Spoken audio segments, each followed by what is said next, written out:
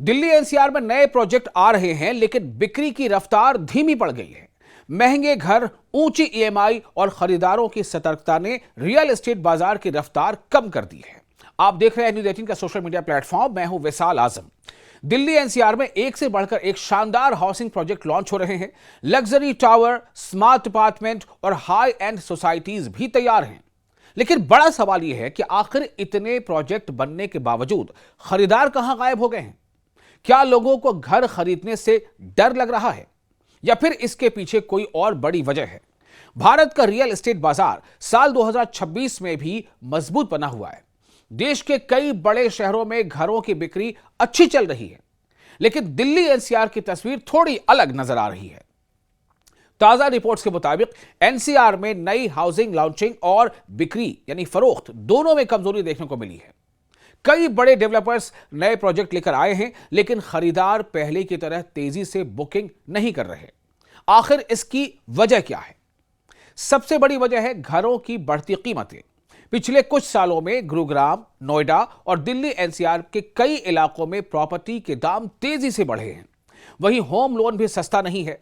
ऐसे में middle class खरीदार अब घर खरीदने से पहले कई बार सोच रहा है।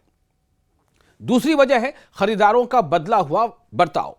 अब लोग सिर्फ घर नहीं खरीदना चाहते, बल्कि वो बेहतर लोकेशन, अच्छी कनेक्टिविटी, भरोसेमंद बिल्डर और वक्त पर पोजीशन देने की गारंटी, यानी उसकी जो कहते हैं ना कब्जा लेना, वो चाहते हैं। इसलिए कई लोग जल्दबाजी में फैसला लेने के बजाय इंतजार कर रहे हैं।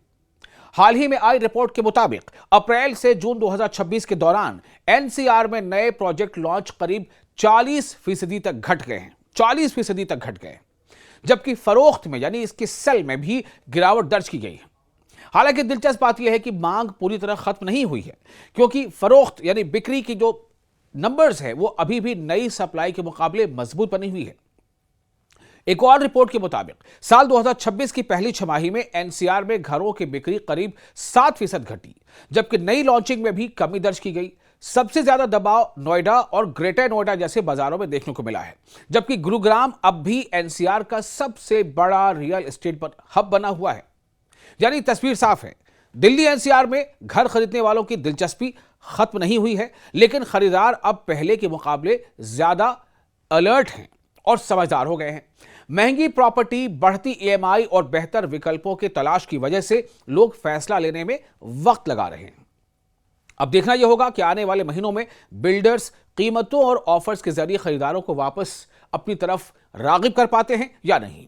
अगर आप भी दिल्ली एनसीआर में घर खरीदने की सोच रहे हैं, तो क्या अभी सही वक्त है या थोड़ा इंतजार करना चाहिए? कमेंट करके आप अपनी राय हमें जरूर बताइए।